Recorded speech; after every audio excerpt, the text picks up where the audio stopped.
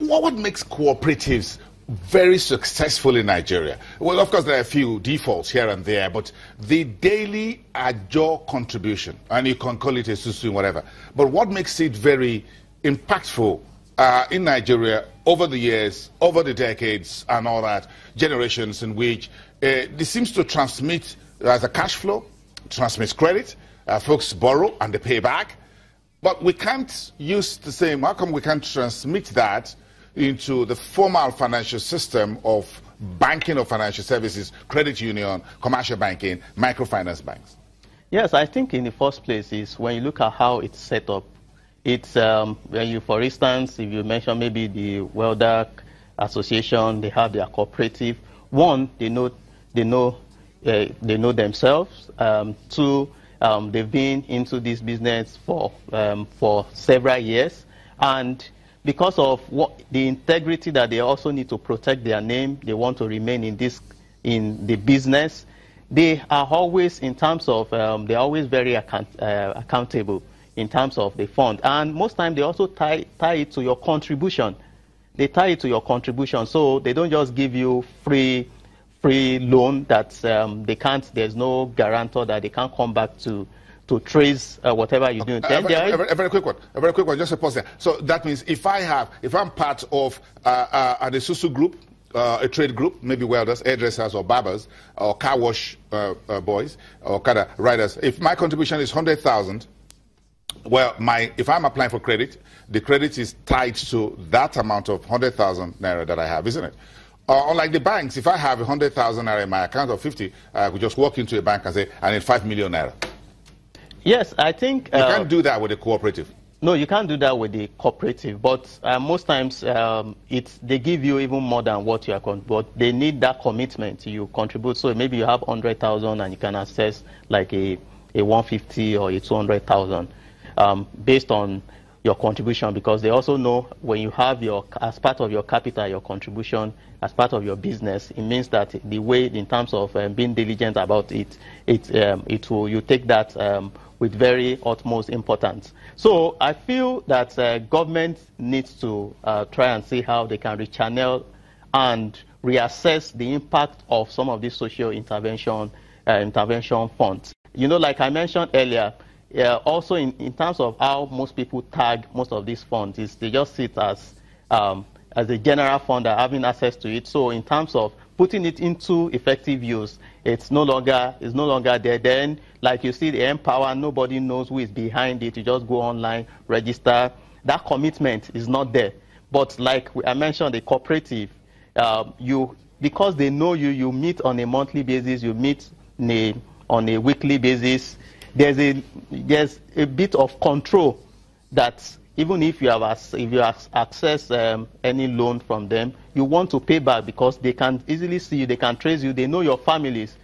And as a result, you see that the impact has been more effective. Do you think it is time for us to sit down with the thousands and thousands and thousands of the cooperatives, trade associations that we have in Nigeria, sit down with them in the Ministry of Finance, I don't know, with the central bank, and say, look, isn't it time that we bring these folks into the formal system?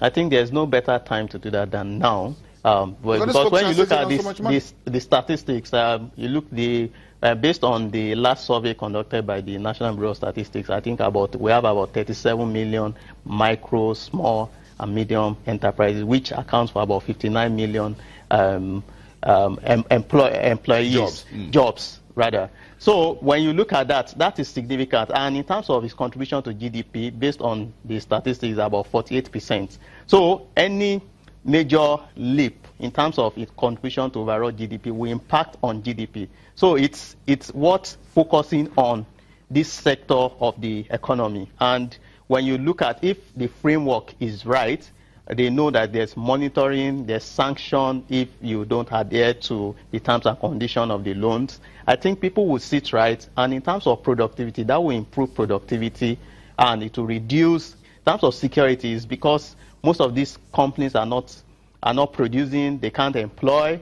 and as a result, you have high employment rate, and that leads to the insecurity problem that we're facing in Nigeria. I'm also interested in perhaps the Shopee, the N-Power, whatever, could as well bring in these trade groups that already exist in.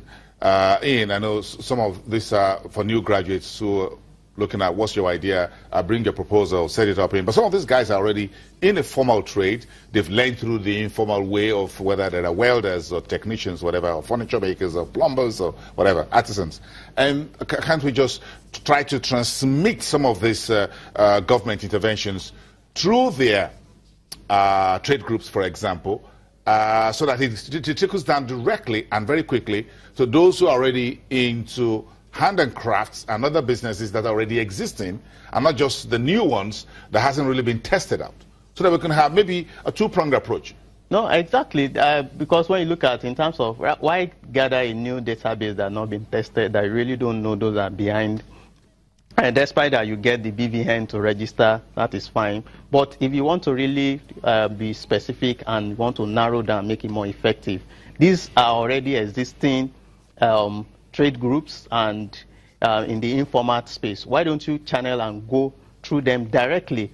But I also like to also measure another major area where I feel can help grow in terms of our productivity or the economy is also that's for most what most microfinance also suffers from is that trust and integrity deficit. So, for instance, for the average guy that works within the formal space, most times you have surplus that you feel you want to invest, but most times you are not comfortable advancing, whether it's credit to someone that has the idea but does not have the funding to back up that idea. Because of that trust deficit, people will prefer to either leave their money in the savings account and earn the 4%, or either put it in fixed income, rather than grow the economy. Because when you look at what is growing, like the Japan economy, because of the trust that they have. So I have this excess fund, like 1 million, can advance. You have these 2 or 3 business ideas. You can support them.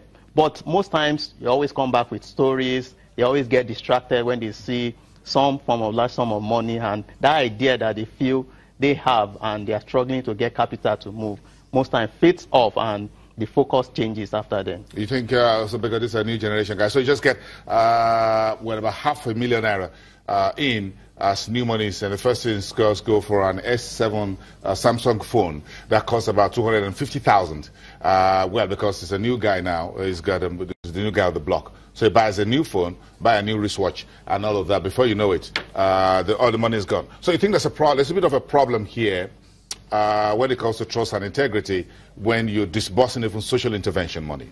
Yes, I think that's very, very important. So we need that value reorientation. It's also very key if we really want to grow this economy. It's also very key because I feel the economy, even if you can access funding either through the bank, you can access through the microfinance bank, or you don't have access to this social intervention fund. There are large pool of funds that are just not idle, in quotes, that people within the formal sector, individuals will be willing to put into productive sectors and earn higher return. And as a result, those people will be able to engage, employ people, and it will help in terms of its multiplier effect on the overall GDP and the economy. You just created another layer. That's tier 4. I thought we were having 1, 2, 3. Now you've created another one, which is the below, which is what you call the word on the mouth, the personal connection, whatever. When it comes, I'm not sure. Maybe you're speaking from experience. You've tried to help assist some folks with some hundreds of thousands to grow their businesses, and they come back, like you said, with stories. At the end of the day, the money is gone, and the business hasn't really made any move. Thank you very much for being here today. Nice. Thanks for having me. I've tried to break it down all the way down to the man on the street. Ayodeji Ebo is the managing director at Afrinvest Securities. Of course, you know the big story today. Etisalat's name change will take place today, formally take place today, and there'll be the final curtain that is drawn down on Etisalat Nigeria, having doing business in Nigeria for the last couple of years. That has now been out of Nigerian shores. It's now going to be Nine Mobile. Having secured the approval of the telecoms regulator, the NCC, Nigeria Communications Commission. And of course, don't get rattled by the UBA's 2.1 billion share cross out of yesterday. Analysts said it's no non-cash transaction, but will reduce the shareholding structure of a UBA by about 2 billion to about 30. I got to check that figure again. Yeah, 34.19 billion from 36.28 billion. 36.28 billion ordinary shares, and this was just in compliance with the annual shareholders meeting approval that was gotten April 2016. This is just the staff compensation shares that were unallotted that's now been brought back or be crossed out, I beg your pardon, to reduce the burden of having so many shares in issue. If you are on the street 10, 15 years ago, 13 years ago during the bank consolidation, I'm sure you remember all the shareholdings of those days. Let's take a break. We'll be right back with the market.